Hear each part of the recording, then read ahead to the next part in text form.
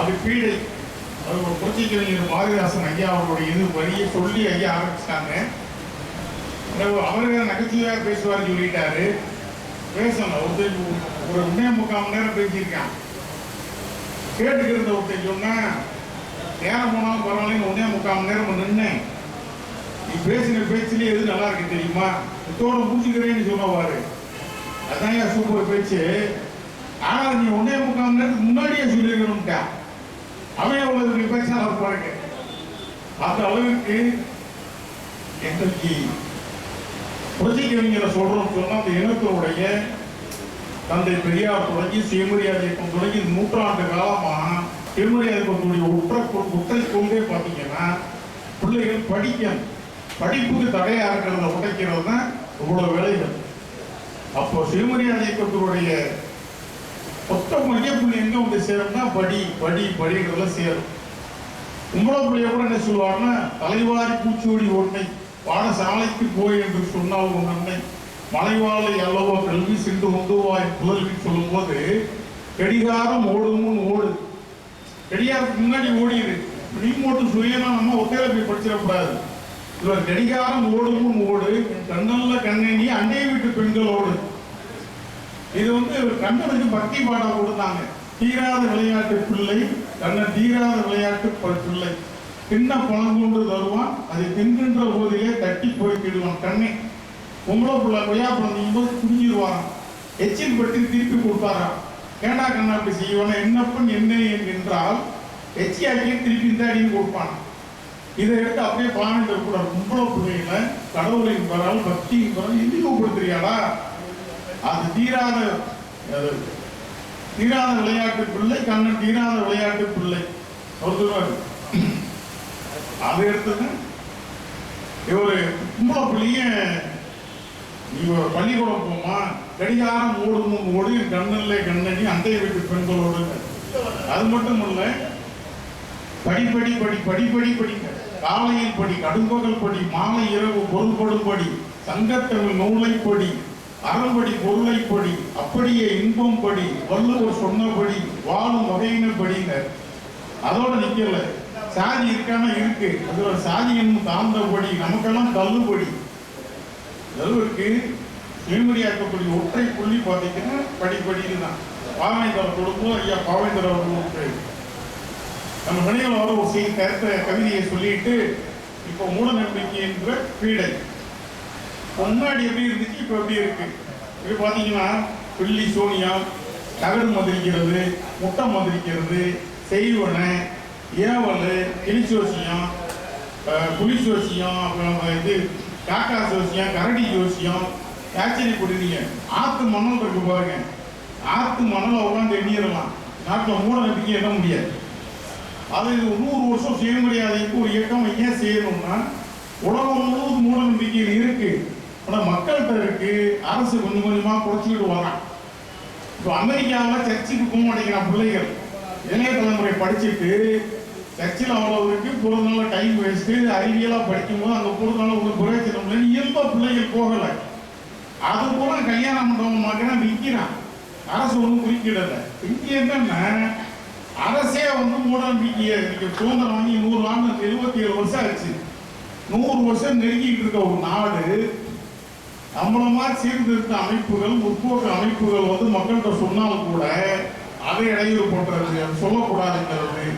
இந்த மாதிரி இந்த மூட நம்பிக்கையில போகும்போது முதல் எப்படி ஆரம்பிப்போம் பார்த்தீங்கன்னா, ஒரு 8 வீட்டில் குடியிருப்பார். சாதாரண உழைக்கும் மக்களை எப்படி இந்த மூட நம்பிக்கை சுரண்டதுன்னா, ஒரு சின்ன குடிசை வீட்டில் 8 10 வீட்டில் இருப்பார். அவன் யோசிக்காரன் என்ன சொல்லுவான், அந்த உடனே ஓ வீட்டில் அப்படி இருக்கிறதே 8 பாய் வச்சா கால் நீட்ட இடம் இல்லை, ஒரு பெண் தெய்வம் குடியிருக்கு அந்த மூலையில். இன்னொரு ரூம்ல கக்கூஸ் பாத்ரூம் இருக்கிற வீடு, ஒரு பெண் தெய்வம் அந்த வீட்டில் குடியிருக்குது. அதை விட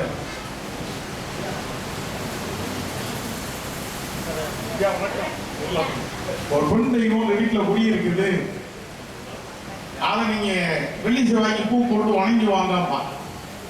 இந்த மாதிரி சிந்திக்கிறது அனைத்து மாதிரி தெரியும். அப்போ சாதாரண ஒரு கிளிசோசியத்தை போவோம். அதனுடைய விளைவு பார்த்தீங்கன்னா, கிளிசோசியம் போது 1.25 ரூபா தானே, 2 ரூபா தானே, 5 ரூபா தானே ஒரு கிளி ஜோசியம் பார்ப்போம். கிளி ஜோசியம் பார்க்குறவரு இந்த பில்லி சூனியம் ஏவுதல் மந்திரம் முட்டை மந்திரிக்கிற தகடு மந்திரிக்கிற பூரா நானே 35 வருஷமா பேசிக்கிட்டு இருக்கேன். 1 கோடி ரூபாய் பரிசு எங்கேயாவது செய்வனை எடுத்து காட்டுறான்றோம். இல்லை நீ ஒன்றுமே தருவானா உன் வீட்டில் வந்து இப்போ 5 நிமிஷத்துல நான் எடுத்து காட்டுறேன்றேன். பொருத்தம் வரமாட்டேங்கிறேன். அப்போ அப்பாராணி செப்பராணி மட்டும் இல்லை, படித்தவங்க பெரிய ஆலோசனை அவ்வளோ பேர் ஏமாத்துறான். எப்படி ஏமாத்துறான்? ஒரு கிளிசி விஷயம் தானே அப்படின்னு ஒரு 1.25 ரூபா கொடுப்போம். வெறும் வெத்தலை மட்டும் 1.25 ரூபாய் வச்சா கொடுத்துருவாங்க. குழுவை போட்டு மீனை பிடிக்கிறது 1.25 ரூபா அந்த கலரை போயிட்டு போவான். கிளிசி வச்சியாக்காரன் என்ன செய்வானா, அவர் அட்டை அடிக்கி வச்சிருப்பான். அந்த அட்டையில் பார்த்தீங்கன்னா 1, 2, 17, 18, 20 நம்பர் போட்டிருக்கோம். இந்த கிளி அட்டை எடுக்கும்போது 12ஆம் நம்பர்ல என்ன போட்டா இருக்கு, 15ஆம் நம்பர் அட்டை எடுக்கும்போது உள்ள என்ன போட்டா இருக்குன்னு அவனுக்கு தெரியும். அப்போ அந்த வெத்தலை பார்க்க 1.25 ரூபாய் வச்சு கிளிசி வச்சு பார்க்க வர அப்படி ஏற இறங்க பார்ப்பேன். அவர் ரொம்ப வறுமையில் இருக்காரு, ஒரு ஓட்ட சைக்கிள் வந்து இறங்குறாருன்னு வைங்க. கிளி அட்டை எடுக்கும்போது அப்படியே நல்ல கும்பாபிஷேகம் நடக்கிற மாதிரி வள்ளி தெய்வானை திருமணம் நடக்கிற மாதிரி போட்டோ வரும்போது கிளிக்கு நல்லா காமிச்சு கூப்பிட்டுருவான். அப்படியே வந்து ஒரு 40 நாள் எல்லாம் தெரியாது அனுப்பிச்சு விட்டுருவான். ஒரு கையில் வாட்சி முதல்ல போட்டிருக்காரு, ஒரு ஸ்கூட்டர் டிஎஸ் சுற்றியில் போறாரு, ஒரு பல்சர் கடைக்காரன்னு வச்சுங்க ஒரு 10,000 ரூபா அண்ணாச்சிட்ட பேருன்னா டக்குனி கிளி அட்டையை எடுக்கும்போது அடிக்க வச்சிருவேன். அப்படியே ஒரு சுமாராக ஒரு 16ஆம் நம்பர் விழுந்து வைங்க, அதுக்குள்ள என்ன படம் இருக்குன்னு இவனுக்கு தெரியும். அப்போ இவர் நம்ம ஆள் விழுந்துட்டாரு, வசதியான ஆளாக அப்படியே மாட்டுவான். அவன் கிளி டக்குன்னு எடுக்கும்போது 16ஆம் நம்பர் வரும்போது கையை காமிக்க எடுத்து வந்துடும். அப்படியே வெட்டுடைய காலி இருக்கும், அப்படியே மட்டை ஓட்டும் மாலை பார்த்தீங்கன்னா நாக்கு வெளியே தள்ளிக்கிட்டு கல் தருத்து உடனே பிடிச்சிக்கிட்டு அப்படியே தொங்கும். அப்படியே கொஞ்ச நேரம் பேச மாட்டேன் எடுத்துட்டு. அப்படின்னு சாமி துஷ்ட தேவதை வந்துட்டாப்பா, இருந்தாலும் மீனாட்சி இன்னொரு கப்பம் கலைச்சி வச்சுட்டு அதே 16ஆம் நம்பர் வந்து கிளியை காமிச்சானே எடுத்து வந்துடும். 2வது அதே படம் வந்துடும். ஐயோ அப்படின்னு போது அப்படி 4 கப்பலுக்கு சொந்தக்காரனா இருந்தாலும் இவன் சிலையடைய ஒரு 6 மாசமாவே உங்களுக்கு தொழில் துறை ஒன்று அவனே பலசர கிடக்கிட்டு போடலாம், கை 10 கிலோ அரிசி வாங்கிட்டு போறேன். இவன் இந்த தொழில் துறையில ஒரு 6 மாசமாவே பிரச்சனையா இருக்குமே, உடல் நலம் கொஞ்சம் பாதிச்சிருக்குமே.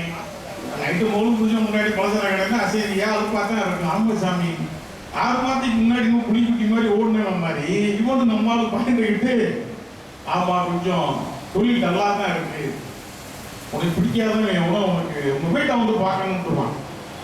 அப்போ வீட்டை வந்து பார்ப்பான், கடையை வந்து பார்ப்பேன். அப்புறம் நீ இருப்பேன் வீடு நல்ல பெரிய வீடாக இருக்கும். அது யோசியா கணக்கு பார்ப்பான், நம்ம நினைச்சதை ஒரு ஆள் கை கொஞ்சம் பெரும் போல இருக்கே அவங்க மொட்டை மாடியை பார்க்கணும், வீட்டை சுற்றி பார்க்கணுன்ட்டு வீட்டுக்காரன் 2 எலுமிச்சை பழத்தை கொடுப்பேன். வீட்டை சுற்றி பார்ப்பேன்.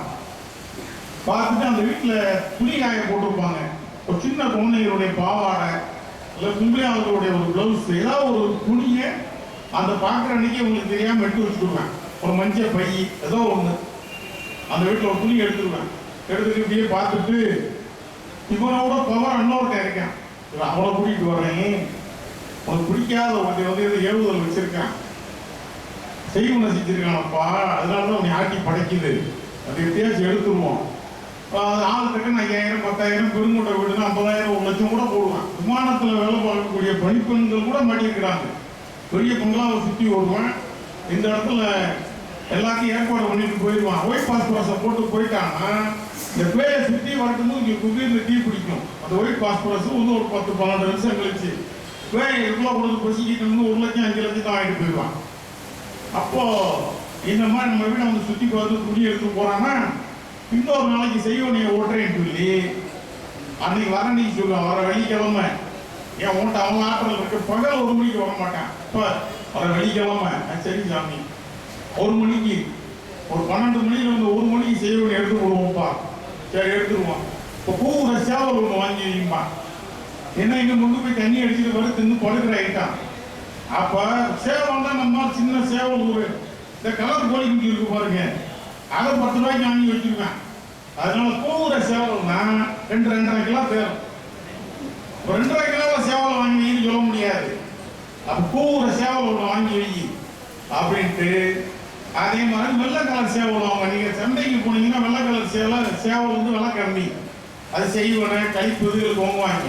இப்படி நீங்க அதுக்கு வெள்ளை கலராக இருக்குன்னு சேவலுக்கு என்னடா தெரியும், அதுக்கு எந்த கலரும் தெரியாது. இவன் மார்க்கெட்டிங் பண்ணி விட்டு வெள்ளை கலர்ல சேவல் வாங்க வந்தாலே ஏதோ கழிக்கிறதுக்குன்னு ஆகி போச்சு. அப்புறம் 2.5 கிலோ 3 கிலோ நம்ம வாங்கி வச்சிருவான்.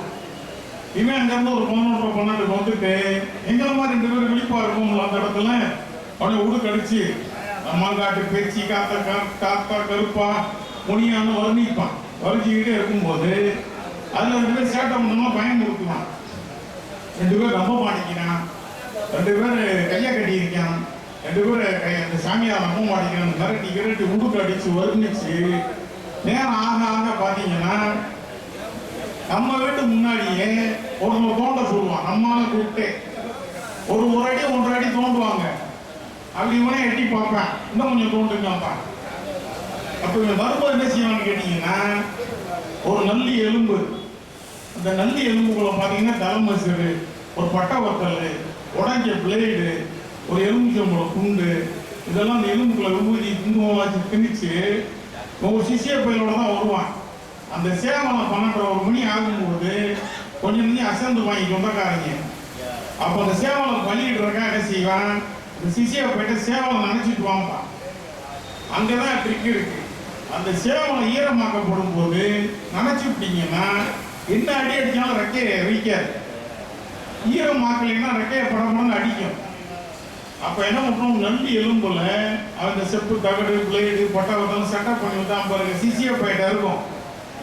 அவன் என்ன செய்வான், சேவலை நினைக்கும் போது ரெக்கைக்குள்ள வச்சு கைமையிட்ட பெரிய சாமியார்கிட்ட கொடுத்துருவான், பெரும்புறாடுகிட்ட கொடுத்துருவான். இந்த புறாடு வாங்கி நம்மளால புளி தோணுனா பாருங்க 1.5 அடிக்கு நம்ம விட்டு முன்னாடி அதை கழுத்தை அறுத்து சேவலை 3 ரவுண்ட் அப்படியே ரத்தம் காட்டுறேன்னு லேசா அந்த ரெக்கையை எப்படின்னா அந்த நல்லி எலும்பு உள்ள உழுத்துரும். உளுத்த உடனே இங்கே கையை உள்ள விட்டு படுத்துக்கலாம். உங்கள்கிட்ட வாங்குற 10,000 ரூபாய்க்கு அதை செய்யணும் இருக்கக்கூடிய கெட்ட ஆவி பெய்தி கையை பிடிச்சிக்கிச்சான். அதோட மண்ணு கட்டி போராடுற மாதிரி நடிப்பேன். எங்க மாதிரி ஆளுங்க குண்டூசி எடுத்து இந்த இடத்துல 2 கோடி தர்றா அப்படின்னா எதிர்ச்சிருவேன். அந்த தைரியம் வந்து நமக்கு அறிவு ஒழிச்சவங்க தான் தைரியம் வந்துடும். அப்போ உள்ள விட்டு அந்த செய்வனை எடுக்கிறேன்ட்டு உள்ளுக்குள்ள பேய் ஒரு எழுத்து பிடிக்கிற மாதிரியும் நம்மகிட்ட முள்ளு கட்டுற மாதிரியும் அப்படியே 10 நிமிஷம் பாவலா பண்ணி கொஞ்சம் மண்ணோட அள்ளிட்டு வெளியில வருவான். வரதோடு மட்டும் இல்லை, அந்த வீட்டில் துணி காய போடும்போது ஒரு ப்ளவுஸோ சின்ன பிள்ளைங்க கவுன் எடுத்துட்டு போனா பாருங்க, அதுல ஒரு புது பீஸ் உள்ள இருக்கும். அந்த வீட்டாளர்கள் அசந்து போயிடுவாங்க. இன்னைக்கு தான் வந்தேன், குடியில காய போட்ட துணி ஒரு சின்ன பீஸ் உள்ள கிடக்கு, எவனோ செஞ்சிட்டான்டான்ட்டு அவங்கிட்டே கேட்பாங்க, சாமி யார் செஞ்சது? பூமி சென்ட்ரிங் பில்டிங்ல மண் தரையில 2 அடி கீழே இருக்கிறத கண்டுபிடிச்சவன் காய பண்ணதான் செஞ்சாரு, அழகர் தான் செஞ்சாருன்னு அட்ரஸோட சொல்லலாம்ல. அப்படின்னு சொல்லுவேன். உண்டவனே உனக்கு 2ஆம் நினைச்சிட்டான்ப்பா, உங்க முறையில பங்காளி முறை வேணும்ப்பா. எப்பவுமே இந்த பங்காளி ஃபுல்லாக பிரச்சனை இருக்கும், தோராயமா போட்டுருவேன். இவன் நேற்று வரைக்கும் நல்லா இருந்தேன் ஒரு அக்கா இருக்குன்னு நினைச்சுக்கிட்டு மக்கள் நாடு நீ பேச மாட்டாங்க. நேரம் செஞ்சுருக்கான், முந்தா நாள் கூட வீட்டுக்கு வந்துட்டு போனாயா அப்படின்னு சொல்லி அதை எடுக்கும்போது வீட்டு மொழி காலத்துக்கு பகையை எழுத்து விட்டு இது 20, 30, 50 வருஷத்துக்கு கூட தலைமுறைக்கும் பகையா போயிடும். அப்போ சுத்த மூட நம்பிக்கைங்கிறது ஒரு வைரம் வாய்ந்த மரத்தை கரையா நரிச்சு திங்கிற மாதிரி 6 அடி உள்ள 6 அடி வளர்ந்து இருக்கக்கூடிய 80, 90 கிலோ இருக்கக்கூடிய அவ்வளவு பெரிய மனிதனை இந்த மூட நம்பிக்கைன்ற கரையை சருகா ஆக்கிப்படும். அத்தனை பெரிய ஆச்சானு பகவானா இருக்கான். ஒரு எலுமிச்சம்பழத்தை 1 ரூபாய்க்கு வாங்கி எட்டனா குங்குமத்தில் முக்கி வாசல்ல போட்டிருக்கேன். அதோட ஒரு முட்டை ஒன்று அந்த இடத்துல தெரியாம உடச்சி விட்டுருக்கேன். மிலிட்ரியிலே கூட்டம் வந்துருவேன் பயந்துக்கிட்டு. நீங்க புட்டு வேணாம், போலீஸ் ஸ்டேஷன்ல போய் இந்த கீழே காவல்துறை கேட்டுக்கிட்டு இருக்காங்க. ஸ்டேஷன் வாசல்ல 1 ரூபாய் எலுமிச்சம்பழத்தை எட்டனா குங்குமத்தில் அன்னைக்கு லேசா போட்டு வந்திருக்கேன். 2 கையில துப்பாக்கியோட ஒருவர் தாவி முடிச்சு அங்கிட்டு வருவார். எவனாரு ஏடா எலுமிச்சம்பழம் இருக்கிறது 10 பைசா விபூதி குங்குமம் தானேன்னு தெரியாது. அப்போ இந்த மாதிரி சிந்தனைகள்லாம் நீங்க வட மாநிலங்கள்ல இன்னைக்கும் மனிதன் வந்து பாதிக்கப்பட்டு கிடக்கிறான். நம்ம இதை விளையாட்டுக்கும் நம்ம ஏன் பேசுறோம் அப்படின்னா இந்த மூட நம்பிக்கை ஒவ்வொரு துறையிலும் இருக்கு. நம்ம பிள்ளைகளை படிக்க விடாத காரணம் இந்த மாதிரி ஆழ்த்தி பள்ளிக்கூடம் போன தலையெழுத்து நீ படிக்காத இவ்வளவுக்கு இந்த சிந்தனையை மலடாக்கிட்டா படிக்க விடாம பார்த்துக்கிறோம். இப்போ நம்ம என்ன கேட்கிறோம்னா இந்த செய்வதிலே நிறைய வகை இருக்கு. இன்னொருத்தன் வருவான் நாய் இருக்கு பாருங்க, தோண்டிக்கிட்டு இருக்கும்போதே கையெல்லாம் கட்ட சொல்லிடுவான். ஒருத்தன் உழுக்கடிச்சுக்கிட்டு இருப்பான். உங்க வீடோ வயக்காடோ தென்னந்தோப்போ இருக்குன்னு வைங்க. தென்னந்தோப்பு வாங்கும்போது பெரிய 100 ஏக்கர் தென்னந்தோப்பப்பா, 3 தோப்பு வைக்க மையம் உட்காந்து சாப்பிடுவாங்குவேன். செலந்தி நோய் வந்து அதுக்கு பார்த்தீங்கன்னா அதுக்கு நிறைய கட்ட முடியாது, அவங்க வீட்டுக்கு காய்க்காது. முருங்கை மரம் வச்சா கூட பொழைச்சிருப்பேன். ஆனால் தென்னை மரத்தை அந்த தோப்புக்குள்ள செய்வேன்ட்டு போயிடுவேன். போயிட்டு என்ன செய்வேன், பெரிய பங்களாவா அப்படி தோண்ட சொல்லுவேன். கையை கட்ட சொல்லிட்டு மூண்டு பார்ப்பான். அங்கே போய் மூடுவான். ஒரு 5-6 இடத்துல புளி கொண்ட சொல்லுவான். நாக்குக்குள்ள தாயத்தை முடிஞ்சு வச்சுருப்பான். அப்போ இங்கே மூந்து பார்க்குறேன், அங்கே மூந்து பார்க்குறேன்னு சொல்லி எங்கே மூந்து பார்க்குறேன் அந்த தாயத்தை சுற்றி விட்டுட்டு ரொம்ப முன்னாடி எடுத்துட்டாருக்கு தாயத்துன்னு காட்டுவான். பக்கத்து தோட்டத்துக்காரங்க இவனும் பகைய அப்படி வெளியே கிடப்பாங்க. இந்த மாதிரி கடல் மாதிரி கிடக்கு. தொட்டதுனால ஏமாற்றம் இருக்கு. அப்போ நமக்கு என்ன ஒரு கேள்விக்கோ கிண்டலுக்கோ சொல்லலை. திராவிடர் கழகம் பெரியார் இயக்கம், சுயமரியாதை இயக்கம், தந்தை பெரியாரோ அறிஞர் அண்ணாவோ ஐயா கலைஞர் இன்னைக்கு இருக்க ஆட்சி வரைக்கும் வரணும். இந்த சிந்தனையில் வந்ததுனால தான் இந்த பிள்ளைகளை முளன்னு இன்னைக்கு உலக அளவில் நம்ம எல்லாத்தையும் நம்ம ஒன்றில் இருக்கோம்னா இந்த அடிப்படை இந்த சிந்தனை மூலங்கிட்ட இருக்கக்கூடிய மூலத்தனம் போகணும். அப்போ இது உண்மையா இருந்தால் அப்படி இருக்கும். நம்மளுக்கு என்ன கவலை, நான் உங்களை கேள்வி கிண்டல் பண்ண நோக்கம் இல்லை. உண்மையிலே செய்யணும். உண்மையா இருந்தா ராணுவத்துக்கு எவ்வளவு பெரிய வெப்பன்ஸு இவனுக்கு தான் எல்லையில் சைனாக்காரன் அருணாச்சல பிரதேசத்தை அட்டையை போட்டேன். நேற்று காஷ்மீர்ல பூரா பூட்டு சாவி என்கிட்ட இருக்கு, ரொம்ப பாதுகாப்பாக இருக்கு, எந்த பிரச்சனையும் இல்லைன்னு நம்மளால வர சொல்லி 26,000 பேரை கொடுத்து விட்டாங்க. ஒரு 20 பேர் காயப்பட்டு கிடக்காங்க மக்கள். அவ்வளோ பாதுகாப்பு கொடுக்க முடியல. கோடிக்கணக்கான ரூபா ராணுவத்துக்கு ஒதுக்குறான். செய்வானக்காரனை கூப்பிட்டு உனக்கு வேண்டிய வெப்பன்ஸை வாங்கிக்க. பாகிஸ்தானுக்காரன் கால் வைக்கும்போது கையால் ஒன்றா முடக்கி போட்டு எவ்வளோ இந்தியாவே 10,000 ரூபா செலவில் ஆகாது காப்பாற்றி போடலாம். அவனுக்கு தேவை தலைமசர், எல்லா செலவுகளையும் அழிப்புடுவோம். அவனுக்கு தேவை எலுமிச்சம்பழம். ஒரு செய்வனுக்கு 5-6 எலுமிச்சம், ஒரு சாக்கு எலுமிச்சம்பழம்னா இந்தியாவை பூரா காப்பாற்றிடலாம். செப்பு தகடு ஒரு 10 சீட்டு வேணா கூட தீர்ந்து போயிருங்க. ஆணியை வச்சு எழுதுறேன், அது என்னைக்கும் தீராது. எழுத்தாணி எழுது பூரா மண்டை ஓடு அதெல்லாம் வச்சு அமைக்கி பூரா போய் க்ளோஸ் பண்ண முடியுமா? அது உண்மையா இல்லைன்றது இருந்தாலும் உலகமே நம்மளுக்கு இன்னைக்கு அடிமை. 220 நாடுக்கு நம்ம தான் ராஜாவா இருக்கு. இந்தியாக்கார மோசமான ஆளியா? ஒரு சர்ச்சு போற பிளேடுலையும் குப்பையில் நடக்கிற தலைமுசர்லையும் உலகத்தை ஆட்டி போடமாயின்னு பயப்படுவான். அப்ப நம்ம செய்தி போடலாம் இல்லையா? அதுக்கு முந்தி பாத்தீங்கன்னா பேய், நீங்க சொந்த வீடு கட்டி வாழ்ந்தா சொந்தக்காரன் ஒத்துக்க மாட்டான். உங்க வீட்டுல முனியோட்டம் இருக்குன்னு இந்த ஊரே பறக்கி விடுவான். எங்கடா முனி இருக்குன்னா அது பேர் நொண்டி முனிக்கான். சரி, அது எங்கடா இருக்குன்னா 40 அடி பணமரத்தை காட்டுவான். அதுவே உணவுன்ற முனி.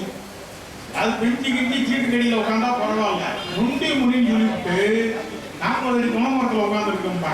சரி, அது எங்கடா வருதுன்னா வீட்டுக்குள்ள 2 அடி காம்பவுண்ட் கேப் இருக்கு. மனுஷனே உற்சாக்கி போகணும். அது ஏற்கனவே நொண்டி முனினா எப்படி நடக்கணும்? சடக்குன்னு 6 அடி வேணும். அது எப்படி ஆக முடியும்? வந்து விளாடுது. சொந்தக்காரன் பொறாமையில் சொத்த கெட்ட உருவாக்குவான். அப்போ அந்த நொண்டி முனி இப்போ எங்கடா இருக்குன்னா சொல்றதுலாம் பாருங்க. சொல்றது நொண்டி முனி, வர்றது 2 அடி பேருக்குள்ள, இருக்கிறது 40 அடி மரத்து மேல. இந்த மாதிரி நம்மளை எந்த அளவுக்கு இன்னைக்கு பின்னாடி வந்திருக்கோம். அது அதுக்கப்புறம் பார்த்தீங்கன்னா இந்த கரடியை பிடிச்சிட்டு தெரிஞ்சாங்க. கரடி ஜோதிடம் நாங்களாம் ஊரா கூட்டம் போட்டு என்னடா கரடி முடிய பிடிச்சு மதுரை தாயத்தில் வச்சு விற்கிறேன் வடநாட்டுக்காரன். எதுக்குன்னா அது கூட்டம் ஒரு காசி தொழில் பெருந்து கல்லாப்பட்டியில் வைகின்றேன். ஏண்டா எதிர்காலம் நல்லா இருக்கும்ன்றேன். கரடியோட எதிர்காலமே அவன் மாயை கட்டி போட்டு தெருவா அந்த வசத்தை பிடிங்கி விற்கிறான். எப்படா மாயை கழட்டி விடுவேன், எப்படா 2 ரொட்டி போடுவான்னு அது எதிர்காலம் தெரியாம அவன் முன்னாடி தெரியுது. இது மசில பிடிச்சி தாயத்தில் வச்சு எப்படா முன்னேற முடியும்? அது மாதிரி இப்போ காவல்துறை மற்ற துறைகளும் நடவடிக்கை எடுக்க சொல்லி பரட்டி விட்டாச்சு. விஜய் டிவி ஆரம்பிச்ச புதுசுல டிவியில் ஒரு முழுப்புல அப்படியே ரொம்ப டிவியில் எப்படி பிள்ளைகளை வச்சிருப்பான். அந்த பிள்ளைங்க டெலிஃபோன்ல ஃபோன் பண்ணி ராசியை சொல்றது. ராசியை சொல்லி ஜோதிடம்னா நம்ம ரிக்ஷா ஓடுறவரோ புரோட்டா அடிக்கிறவரோ தொழிலாளி போன வச்சா 1 நிமிஷத்துக்கு 12 ரூபா. அப்ப என் பிள்ளைக்கு ஒரே வைக்க விளைங்க, எனக்கு நீங்க கடகராசிங்க, எனக்கு பிள்ளை சரியில்லைன்னா இதை கேட்டு அவனுக்கு பதில் சொல்லி 1/2 மணி நேரம் பேசுவாங்க. ஒரு நிமிஷத்துக்கு 12 ரூபானா 400-500 ரூபாய் டெலிஃபோன் பில் கட்டணும். அதை நம்ம கண்டிச்சு நிப்பாட்டணும். இது எதுக்குன்னா, இது மற்ற நாடுகளில் மக்கள் தரப்பும் அரசு கட்டுப்படுத்தும். இங்க மக்கள் எந்திரிச்சு அமுக்கினா கூட இவங்க அரசாங்கம் அதை பத்தி எந்த கவலையும் இல்லை. இன்னைக்கு என்ன பிற்போக்குத்தனம் இருக்குதோ அவ்வளோத்தையும் செஞ்சுக்கிட்டு அரசாங்கத்துடைய நிலைப்பாடு அவ்வளோ மோசம். அதுக்கப்புறம் சைனாக்காரன் என்ன பண்றேன், வாஸ்து மீன் இருக்கு பாருங்க, இந்த நாள் கழிச்சு அச்சய திரிகை வந்துருச்சு. இந்த போட்டு வரும்போது பத்திரிகை கொடுத்தாரு, நகைக்கடை திறக்கிறோம்ட்டு. சரி, இது நல்லதா போச்சு. எங்க வரைக்கும் அச்சய திருதிக்கு நகைக்கடை திறக்கிறாரு. அப்புறம் வருவோம். அந்த வாஸ்து மீன் சைனாக்காரன் ஒரு மீன் உலகம் பிடிக்கிறான். அதை அங்கேயே வந்து கண்ட்ரோல் பண்ணி விட்டு ஒரு சின்ன குட்டி பார்த்தீங்கன்னா 1500 ரூபா, கொஞ்சம் வளர்த்த மீன் 10,000, 20,000, 1.5 லட்ச ரூபா வச்சு விற்கிறேன். அவ்வளோ பெரிய தொட்டியில் ஒரே ஒரு மீன் தான் கிடக்கும்.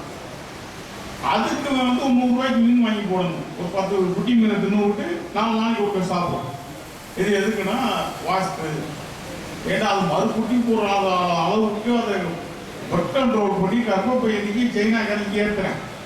ஒரு குட்டியை மீன் எடுக்க முடியாது. அப்போ அந்த ஏற்றுமதி பண்ணுறீங்கன்னா மூட நம்பிக்கை. மூட நம்பிக்கையில் இந்த மீனை கொண்டு வந்து வச்சா எனக்கு நல்லா இருக்கும். என்கிட்ட ஒரு வடமலையான்கிட்ட ஒரு வீடு, இந்த மீன் 1.5 லட்ச ரூபா போகும், நீங்கள் எங்கள் சொந்தக்காரங்கிட்ட விற்கிறதுக்கு எனக்கு அசிங்கமாக இருக்கு, நான் என் நண்பர் கூட போய் நான் ஏவாரி வாங்குவோம்ட்டு அவர்கிட்ட சொல்லி நீங்கள் ஒரு 60,000 65,000 எடுத்துருவோங்கிறேன். வாயா 50,000 50 ஆடு குட்டி ஊரில் வாங்கி விட்டோம்னா அடுத்த வருஷம் 100 குட்டியாக போயிடும். வளர்க்குறவனுக்கு ஒரு 10-30 குட்டி கிடைக்கும், எங்களுக்கு 10-30 குட்டி லாபத்தில் கிடைக்கும். அந்த 50 குட்டி இருக்கும். அங்கே அப்படியா இல்லை, 1,500 ரூபாய்க்கு மீன் வாங்கி அதுக்கு மாதம் 10,000 8,000 அதுக்கு ஏதாவது போகிறேன். பெத்த தாயை கவனிக்காதவங்க இருக்காங்க. பணக்காரங்க செயற்கையாக பணக்காரன் ஆகிட்டு பெத்த தாய்க்கு ஒரு 2,000 5,000 10,000 கொடுக்காம இந்த வாஸ்து மீனை வாங்கிட்டு இன்னும் ஒரு பெருகிறாரம், இன்னும் பெருகிறேன்னு செய்யறான். அப்போ தொட்டவர்கள் இப்படி இருக்கும்போது அரசு கண்ட்ரோல் பண்ணணும், அரசு கட்டுப்படுத்தணும். இந்த மூட நம்பிக்கை நோய் இல்லை. பார்த்தீங்கன்னா தொழு நோய், உன் தலையெழுத்து, அது வந்து பரம்பரை நோய். இந்த பரம்பரையிலேயே வந்துடும், அவங்க வீட்டிலே இருக்கும்னா. அதே மாதிரி யானைக்கால், அம்மை நோய், எத்தனையும் சாதியின் பேர்ல இந்த சாதியில் வீட்டுக்கு ஒருவருக்கு வரும் தான். அது அறிவியல் கண்டுபிடிச்சு தொழுநோய்க்கு ஒரு கிருமியில வரும்னு ஒழிச்சோம். இப்போ நவீனமா எப்படி வந்துட்டேன், இது பழசு. இந்த நுண்டி முடி சொன்னே பாருங்க, அதை விரட்டுறது நம்ம ஏற்க பாடி சேவம் வாங்கணும். என்னன்னா துஞ்சிய செருப்பு முனி வருது, பேய் வருதுன்னா தலைமாட்டில் கட்டை வழக்கமா கக்கூசு கூட்டி தேஞ்சி இந்த முடி தண்டி இருக்கும் பாருங்க, 10 பிஜா பழத கட்டை வழக்கமா தலைமாட்டில் வச்சுட்டு பாடு, பிடிச்ச சிறப்பு சுற்றி வச்சுக்கோ அப்படின்னு. அப்போ நாடு விட்டு நாடு பேயை விரட்டுறதுக்கு ஒரு பேயே பஞ்சு கட்ட வழக்கமாத்தில் விரட்டுறோம்னா இது மிலிட்ரியிலேயே 1000 சேர்த்து கொள்ளலாம்ல. மிலிட்ரியில் 1000 சேர்த்தா எவ்வளவு பயன்படும். இப்போ பார்த்தீங்கன்னா நாளை கழிச்சு 30ஆம் தேதி வந்துருச்சா, இந்த 30ஆம் தேதி அச்சய திருதி. அச்சய திருதி இன்னைக்கு என்னாச்சு, ஒரு பவுன் பொற்கால ஆட்சி, மோடியோட பொற்கால ஆட்சியில் ஒரு பவுன் பொற்காசி 70,000. ஒரு பவுன், ஒரு கிராம் இன்னைக்கு 9,000 10,000 நெருங்கி போகுது. அந்த நாளைக்கு அச்சய திருதி என்ன செய்யறாங்கன்னா, இது சமீபத்தில் இப்போ நவீனமா ஒரு 10-15 வருஷமா அச்சய திருதி அன்னைக்கு உங்களோட காசே இல்லைன்னு சும்மா இருக்கிறாதீங்க. குண்டு ஊத்து தங்கம் வாங்கினீங்கன்னா குபேர தங்கம் பெருகும், அதாவது 1-2 பெருகுன்றான். சரி, அச்சய திருதி அன்னைக்கு நகை வாங்கினா பெருகும். போன வருஷம் வாங்கினதே சேட்டு கடையில் வட்டி கட்டி திருப்ப முடியாம கிடக்கு. சரி, இந்த வருஷம் வாங்கணும்னு வச்சுக்கோங்க. இதுல உண்மை இருந்தா நகைக்கடைக்காரன் ஒப்பான, நான் நகைக்கடைக்காரன்னு வச்சுக்கோங்க. நான் என்ன பூமியில தண்ணி பாய்ச்சி விளைச்சா நகை அடிக்கிட்டு வரேன். நான் ஒரு வாங்கி தான் வைக்கிறேன். அச்சய திருதி அன்னைக்கு 100 செங்கிலி வச்சு கடையை கூட்டு உனக்கு குபேர தங்கம் மறுநாள் கிடத்திருந்தா 2 செங்கிலி 4 செங்கிலியா கிடக்க போகுது. ஒரு வருஷத்துல உனக்கு டபுளானா கூட இம்புட்டு லாபம். அவ கஷ்டப்பட்டு ஒரு 2 கிலோ தங்கத்தை வாங்கி வச்சு 4 கிலோ வாங்கிட்டு போயிடுவானா, நம்மகிட்ட ஒப்பான. ஒரு குண்டு ஊத்து தங்கமாச்சு வாங்கினா குபேர தங்கம் பெருக்கும். எடுத்ததுக்கெல்லாம் அப்போ இது அரசு கட்டுப்படுத்தணுமா இல்லைங்களா? ஒரு மக்களை சுரண்டுறான், ஒரு மக்களை ஏமாத்துறான், அறியாமையில் இருக்கிறாங்கன்னா அரசு அதை ஒருத்தர் நெஞ்சா வைக்கிறான், சாராயம் வைக்கிறான். இதுக்கு தான் மூட நம்பிக்கை ஒழிப்பு சட்டம் வேணும்னு முந்தா நாள் துணை முதலமைச்சர் பேசியிருக்கிறார். கர்நாடகாவில் மூட நம்பிக்கை ஒழிப்பு சட்டம் வந்திருக்கு, கேரளாவில் வந்துருச்சு. ஆனால் நம்ம தான் முதல் கொண்டு வந்திருக்கணும். இந்தியாவுக்கே மூட நம்பிக்கை ஒழிப்பு பிரச்சாரம் நம்ம சுயமரியாதைக்கு நம்ம தான். அந்த அளவுக்கு எதை தொட்டாலும் பார்த்தீங்கன்னா நம்மளோட சுரண்டல் வாஸ்து பார்த்தீங்கன்னா வாஸ்து பார்த்து இப்போ நீங்கள் காலையில் பேப்பர் பாருங்க, இவர் ஃபோட்டோவோட ஆளு பொண்ணு அதிகாரிகள் அம்புட்டம் போட்டு இந்த வீடு ஜப்திக்கு வருது, ஸ்டேட் பேங்க் அந்த பேங்க் இந்த பேங்க் எல்லாமே வாஸ்து பார்த்து கட்டின வீடு தான். லோனை கட்டலை, வாஸ்து பார்த்து வீடு கட்டினது லோனை கட்டணும்ல, ஏலத்தில் வந்து கிடக்கு. இப்போ என் பக்கத்து வீட்டுக்காரன் வாஸ்து பார்த்து கட்டி ஒன்றுக்கு 4 வீடு கட்டிட்டாங்கன்னா நானும் பிடிச்சிக்கிட்டு இப்போ பாட்டுக்கு வர்றேன், நல்லா இருக்கிற கத்து சொல்லிக்கு அங்கிட்டு போடுங்க, வாசலை தூக்கி இங்கிட்டு வைங்கிறேன். அப்போ அறிவு எவ்வளோ கூடாகலாம் பாருங்க. அதான் சொன்னேன், 6 அறிவு உள்ள மனுஷன் அவ்வளோ 10 பேர் அடிக்கிற அளவுக்கு ஆற்றல் இருக்கும். இந்த மாதிரி ஒரு கூட்டலுக்காக அதை பயந்து அடைஞ்சு ஒடுங்கிடுவான். சுடலை கேட்காம வீடு வழங்காது, தொழில் வழங்காது. அதே வீடை பாருங்க பாய் வாங்கிடுவாருங்குவான். ஒரு தூக்கு போட்டு செத்துருப்பான், ஒரு பேய் கோளாறு இருக்கும், எந்த மனையடி கோளாறாக இருந்தாலும் சரிங்க பாய் அவர் எப்படி வாங்கிக்கிறாரு? அவர் மனுஷன் தானே, அவர் முன்னாடி பிள்ளைகளோட குடியிருக்கிறாரு. அப்போ அவருக்கு அந்த அப்படிலாம் ஒன்றும் இல்லடா அப்படின்னு ஓரளவுக்கு நம்ம பக்குவப்படுத்தியிருக்காங்க. இங்கே தொட்டதுக்கெல்லாம் பயம் ஒதுக்கிட்டு இந்த வாஸ்துகளை ஒரு பக்கம். அதுக்கப்புறம் என்ன பண்ணுவாங்க, நல்லா பார்த்த உடனே கல்யாண வீட்டுக்கு போனீங்கன்னு வைங்க, நீங்க வீட்லையும் கருப்பு சட்டையா கருப்பா, இது உண்மையான மூலம் பாருங்க. இப்போ நம்மகிட்ட கேட்கிற ஒரு மண்டை வெள்ளவலே இருக்க டை அடிச்சுட்டே மண்டபத்துக்கு வந்திருக்கான், கருப்பு ஆகாதுல்ல, உனக்கு தான் முடி வெள்ளவலே நான் அதை விட்டுறணும்ல.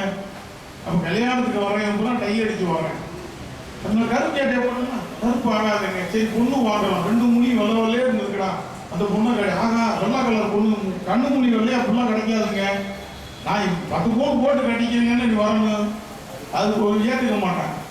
சரி தலைமுடி 6 அடிக்கு இருக்கணும், கருகருன்னு இருக்கணும், கருப்பு ஆகாதுல்ல. முடி இடியாப்பம் கணக்காமல் இருக்கணும், பொண்ணு தலைமுடி கருப்பாக இருக்கணும், கண்ணு கருமுண்டாட்டாக இருக்கணும். இவன் டை அடிச்சு இருக்கான் வருங்க, நம்மளை பார்த்தாலும் கருப்பு சட்டையா. சரி கோர்ட்டு கேஸ் போடுறேன், ஜட்ஜியா எங்கள் சாமிக்கு ஆகாது கருப்பு சட்டை வெள்ளை சட்டையை போடுவோன்னு சொல்லுவீங்க. வக்கீல் 1 லட்ச ரூபா ஃபீஸ் வாங்கிட்டு கருப்போட தான் வர்றாரு, சொத்து வாங்கி பதிகிறான்ல, பத்திராஃபீஸுக்கு போகிற அவங்க ரெஜிஸ்ட்ரார்கிட்ட போய் எங்களுக்கு கருப்பு ஆகாது சார், எனக்கு பச்சைங்களை புரிஞ்சு விடு நான் கேட்பேன். கட்டவரம் பேங்கை விட்டுறான், அப்படி கருப்பு தானே. சரி கார் வாங்குறேன், என்ன என்னதான் டயர் கருப்பு, ரோடு கருப்பு. அப்போ இவ்வளோ போலித்தனத்தை நம்ம அந்த அந்த மனிதர்கள் குறை கிண்டல் நம்ம செய்யலை. ஆனால் சாஸ்திரங்கிற பேரில், புனிதங்கிற பேரில், மூடநம்பிக்கைங்கிற பேரில் எவ்வளோ அந்த சாயத்தை ஏற்றி வச்சிருக்கான் பாருங்க. இந்த செய்தி தெரிஞ்சா அவர் தன்னை மாற்றிக்க போறார், துண்டிக்க போறார். அந்த செய்தி தெரியாம அந்த மக்களை வந்து அந்த அளவுக்கு ஆக்கி வச்சிருக்கான். இந்த மாதிரி பழைய மூடநம்பிக்கைகள் நிறைய இருக்கு, இது உலகம் பூரா இருக்கு. பைபிள்ல பாத்தீங்கன்னா பேய் பிசாஸ் ஆவி, நம்ம இதுல வந்து பேய் பிசாசு, அவங்க இஸ்லாத்துல வந்து சைத்தான். இந்த நம்பிக்கை உலக அளவுக்கு இருக்கும்போது அந்த ஆவி இருக்கு, பேய் இருக்கு, பிசாசு இருக்குன்னு உலக அளவுக்கு இருக்கும். மக்களோட இயல்பா இருக்கும், அது கூட பார்த்து கொஞ்சம் கூடும் குறையும்.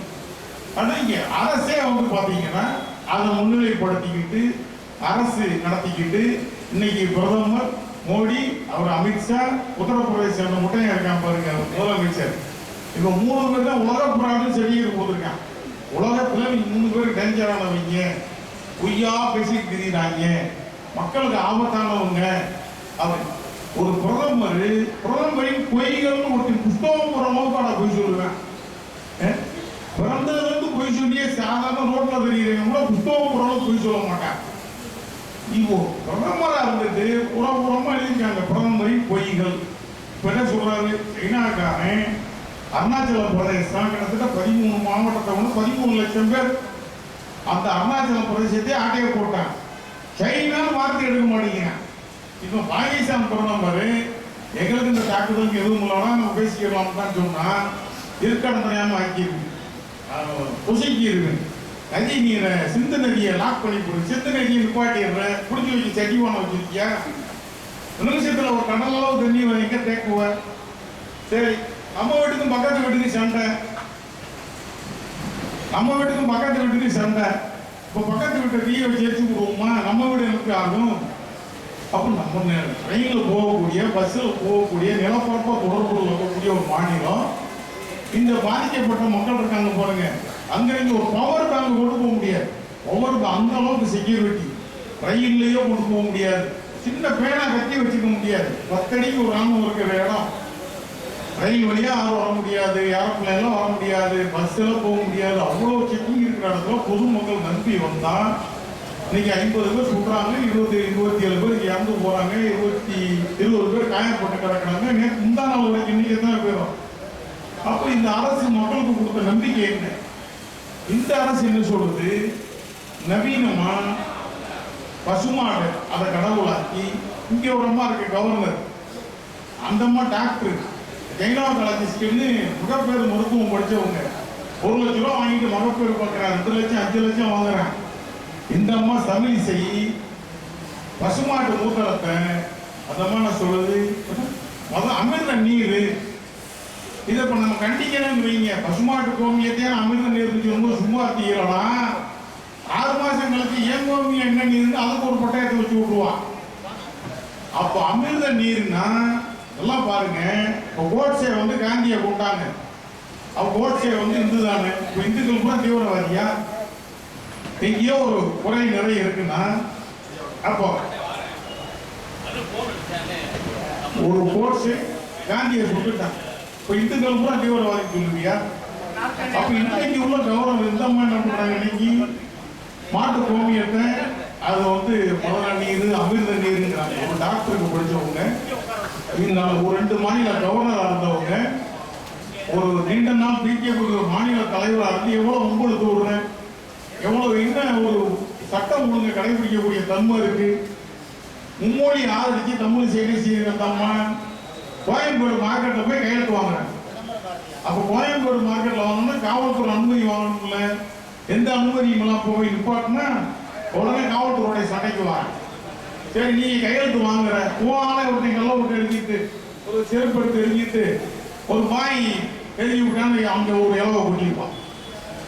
இந்த மாதிரி ஒரு தற்கொலைத்தனமா ரவுடித்தனமா எல்லா சிவரத்தனத்தையும் ஒரு ஆட்சியாளர்களும் அரசுமே செஞ்சா பொதுமக்கள் எங்க போய் முடிக்கிறது? எவன் எங்க தீர்வு காண்றது? அந்த வானதி அந்த அம்மா எம்எல்ஏ இப்படி அரிசி கிட்ட கடை வச்ச மாதிரி எம்எல்ஏ ஆபீஸ் திறக்குது. ரூபாய்ன்ற மிஷின் வாங்கிட்டு வந்து லாபம் போட்டு எம்எல்ஏ ஆபீஸை திறக்குது. அரசியல் இல்லை, இது அரிசி கடையா வச்சிருக்க, நீ கிட்ட இங்க வச்சிருக்கியா? இந்த லெவலில் என்ன பண்ற? பசு கோமியமா நேற்று மாதிரி மேட் இன் இந்தியான்னு போட்டு பசு கோலான்னு ஏற்றுமதி பண்ணிக்கிட்டு இருக்காங்க. கொக்கோ கோலா மாதிரி பாட்டில் போட்டு பசுடைய கோமியத்தை. அதோட இன்னொரு செய்தி நீங்க பாத்தீங்கன்னா, மேட் இன் இந்தியான்னு கூட ஒரு பேரிச்சம்பளம் பாக்கெட் வச்சிருக்காங்க. ஒரு கடையில பார்த்தேன், பேரிச்சம்பளம் இந்தியாவில் விளையுதா? எங்கேயோ விளைகிற பேரிச்சம்பளத்தை டப்பால போட்டு அது மேட் இன் இந்தியான்னு போட்டு விற்கிறான். கொஞ்சமாவது ஆட்சிக்கு வேணாமா? அப்ப இந்த மாதிரி போறதுடைய விளைவு எங்க போய் வருதுன்னா, பசு தெய்வம், பசு புனிதம். நீங்க 4 மாடு வச்சிருந்தீங்கன்னா அந்த மாடு வயசாயிடுச்சுன்னா அது அடிமாடுக்கு போகும், உணவுக்கு போகும், பயன்படும். திரும்ப 4 மாடு வாங்கி வளர்ப்பீங்க. மாடெல்லாம் நீ பாதுகாக்கணும். ஒரு வாடகை வீட்டில் இருக்கவனுக்கு வயசான அப்பா அம்மா இருந்தாலே வீடு தர மாட்டேங்கிறான். 4 மாடு கழிஞ்சிக்கிட்டு படுத்த படுக்கையா இருந்தால் எங்க இடம் கிடைக்கும்? பாதுகாக்க முடியுமா? இதனுடைய விளைவு எங்க போய் முடியும்? மாடு வளர்க்கறத விட்டு இப்போ ஒதுங்குறாங்க, மக்கள் முழக்க மாட்டாங்க.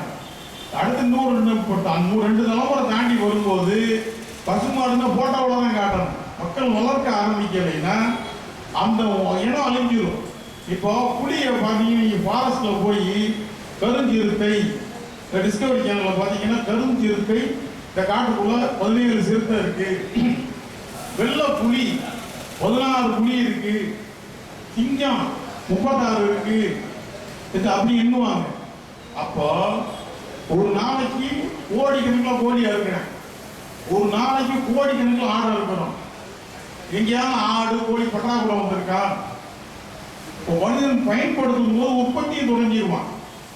இதே சிங்கம் புலி இருக்கு பாருங்க, அதெல்லாம் அடிச்சு சாப்பிட சொல்லுங்க, காட்டுக்குள்ளேயே ஒரு 2 லட்சம் சிங்கம் வந்துடும்.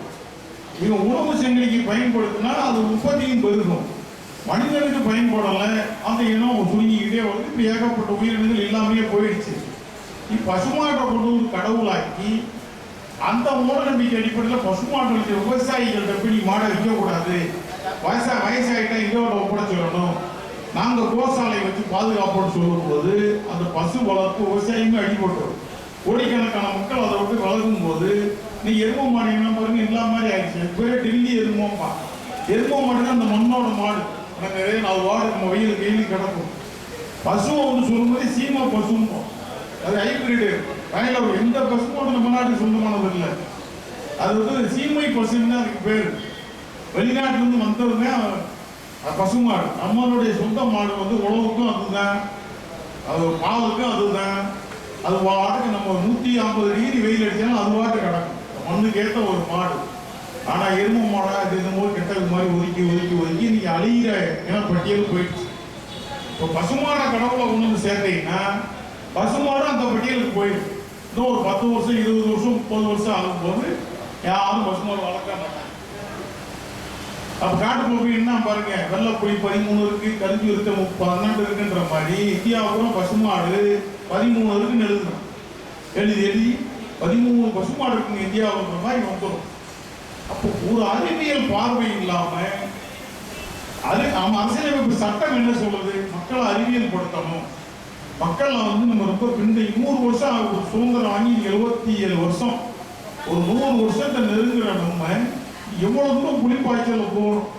உலக நாடுகள் சைனா மாதிரி மற்ற நாடுகளோட போய் பார்த்தீங்கன்னா இன்னொரு 200 வருஷம் ஆனால் கூட அந்த இடத்துக்கு நம்ம வருவோமான்னு சொல்ல முடியாது. அவ்வளவு தூரம் போக வேண்டிய இந்த அரசு இன்னைக்கு அரசு என்ன சொல்லுது, ராமர் கோயில் கட்டணும், பாபர் மசூதியை இடிக்கணும், சரி அடுத்து சீதைக்கு கோயில் கட்டணும், ரைட். அப்புறம் ராமைய லட்சுமணி சீதை லவன் குஷன் எல்லாருக்கும் நாத்தனானங்க சக்கல் அத்தியாம்புக்கு வெடி போடுது.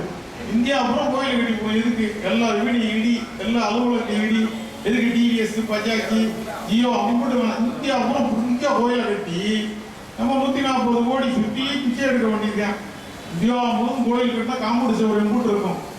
நம்ம பாடு சுற்றி உட்காந்தோம்னா வரங்க பிச்சை போடுவேன். அது பிச்சைக்காரன் நாடாக்குறதுக்கு, தற்கொலை நாடாக்குறதுக்கும், பிற்போக்குத்தனமா போறதுக்கு உண்டான வேலையை பந்தய குதிரை மாதிரி செஞ்சுக்கிட்டு இருக்கு இந்த அரசு. இது நம்ம மட்டும் சொல்லலை. 15-13 வருஷத்துல அத்தனை அறிவியலாளர்கள் கல்வியாளர்கள் அவ்வளவு கேட்கிறாங்க. இப்ப சுந்தரவள்ளின்னு அவங்க பேராசிரியர், அவங்க கம்யூனிஸ்ட் அமைப்பை சிபிஎம் அமைப்பை சேர்ந்தவங்க, செம்பலம் யூடியூப் சேனல் வச்சிருக்காங்க. மதுரைக்காரங்க. ஒரு 10வது 12வது படிக்கும் போது அவங்க மேலே பேச்சாங்க. எனக்கு தெரியும். மதுரையில் அவங்க குடும்பமே வாத்தியார் குடும்பம், அப்பா அம்மா மட்டும் வாத்தியார். அவங்க சென்னையில் இருக்கிறாங்க.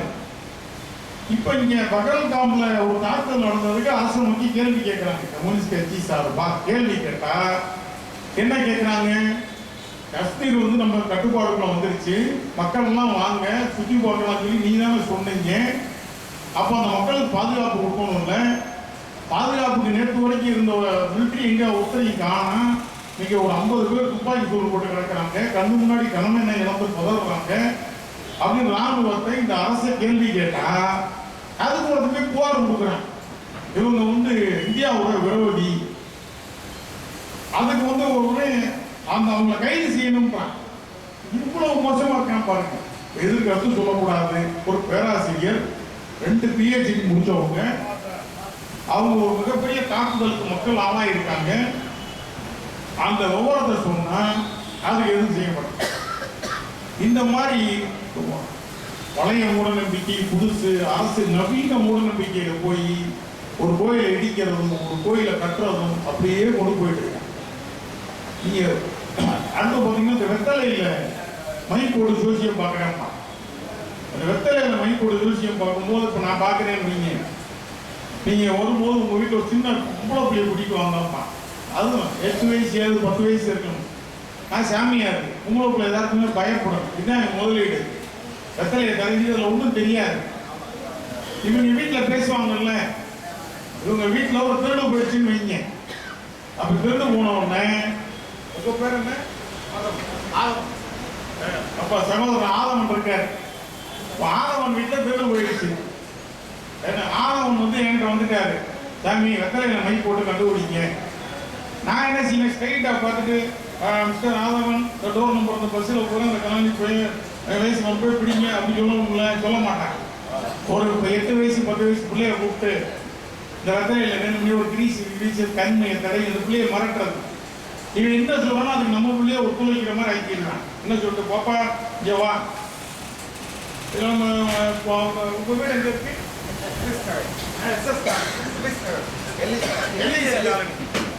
ஒரு ஆதம் உங்க வீடு எல்ஐசி காலனியா? எல்ஐசி நகர். ஒரு அப்படியே அக்கலையை தடவிக்கிட்டு அந்த சின்ன பிள்ளைகிட்ட என்ன தெரியுதுன்னு கேட்க மாட்டேன். மதுரை பஸ் ஸ்டாண்டு தெரியுதாப்பா? அந்த ஆமா தெரியுதுன்னு. பஸ் நிற்கிறாப்பா? அது மதுரையில் பார்க்க பஸ் சொல்லும். ஆமா நிற்கிது. என்ன கலர்? வெள்ளை கலர் பஸ்.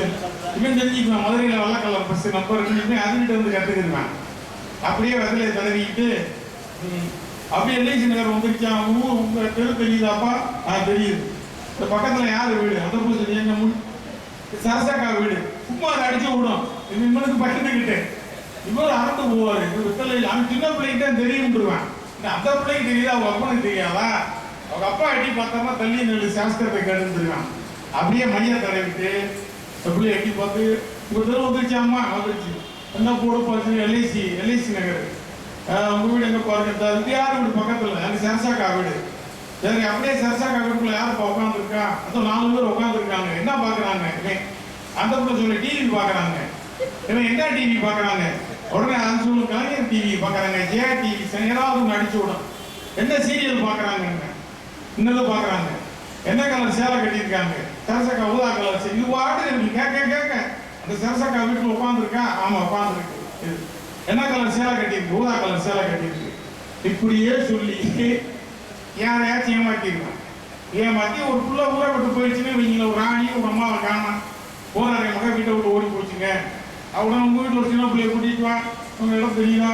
எவ்வளோ யானைக்கள் இளமாசி வீதி. ராணி எங்கே போகுது? அந்த பிள்ளை சொல்லணும். ராணி எங்கே போகுது? சுடிதார் போட்டிருக்கு. பஸ்ஸை ஏறுது.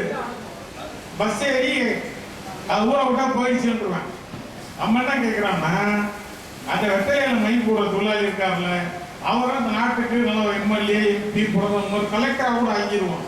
அவருக்கு மாதம் 50 லட்ச ரூபா சம்பளம், காரு பாதுகாப்பு.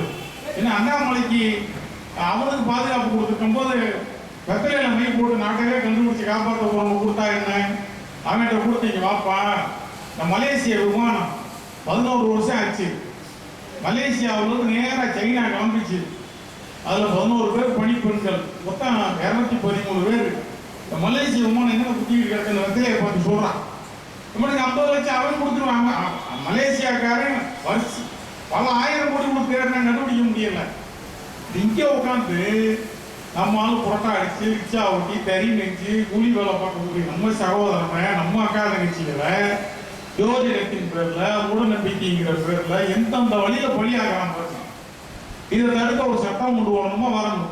அப்போ சட்டம் வந்துட்டா என்ன ஆகும்? நித்யானந்தான்னு ஒரு சாமியார் இருந்தான் பாருங்க.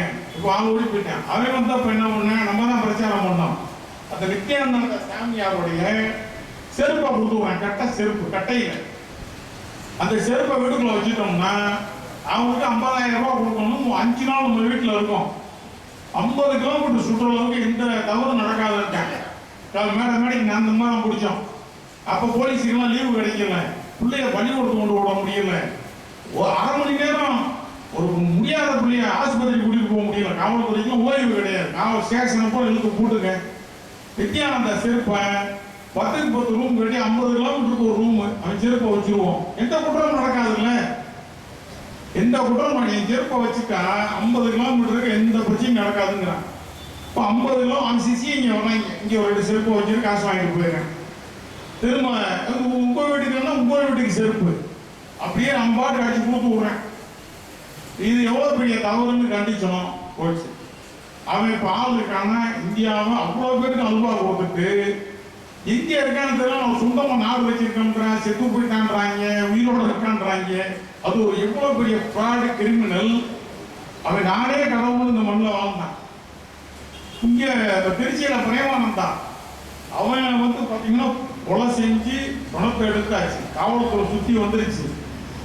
அந்த புதைச்ச இடத்துல போலீஸ் பயந்துட்டு உள்ள போக மாட்டாங்க. நாம போயிருந்தோம். அப்போ ஆர்டிஓ இருந்தவர் அறிவுக்கரசன் சொல்லி கட்சியினுடைய அறிவுக்கரசையா இருந்தாங்க. அப்போ போலீஸ் அதிகாரிகள் அந்த ஆசிரமத்தில் இவன் நமக்கு எதுவும் கேடு வந்துருமோ, நமக்கு எதுவும் மந்திரிச்சு விட்டுருவானோ, நமக்கு எதுவும் மந்திரிச்சு விட்டுருவானோ, இந்த சாமியார் மேல போனா நம்மளுக்கு ஏதாவது கேடு வந்துருமோ அப்படின்னு சொல்லி காவல்துறையே பயப்படுறாங்க.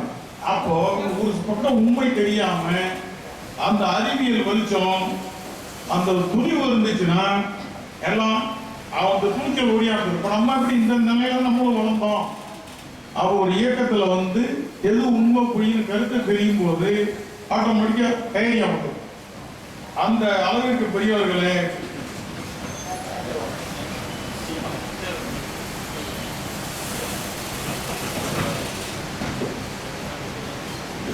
இந்த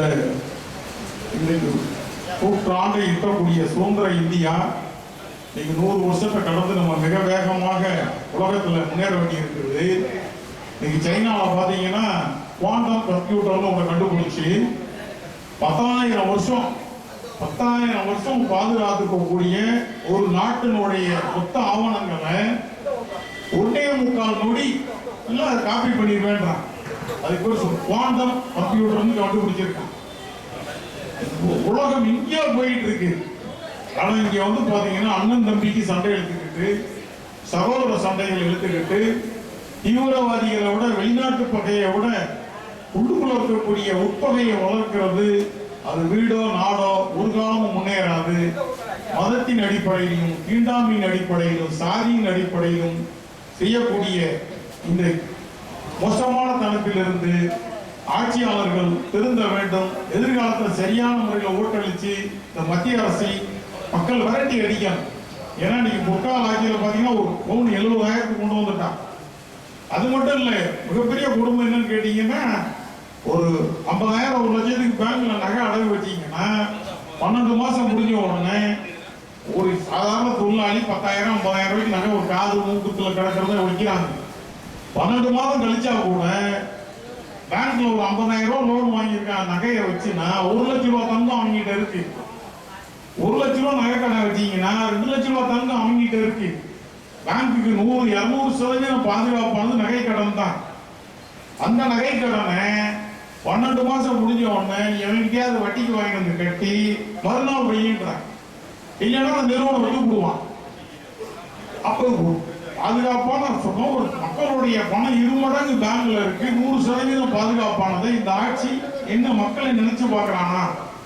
அந்த அளவிற்கு பெரியவர்களே, வருகின்ற காலங்களிலே நம்ம அரசியல் விழிப்புணர்வோடு இருக்கணும்.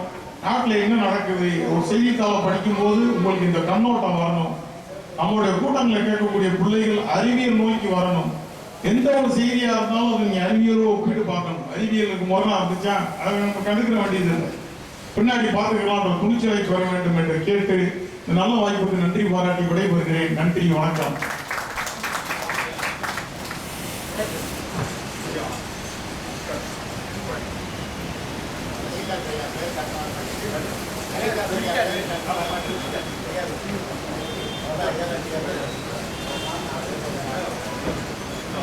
இந்த சிறப்பானதொரு சிறப்புரையாற்றிய தம்பி வேல்முருகன் அவர்களுக்கு நன்றி.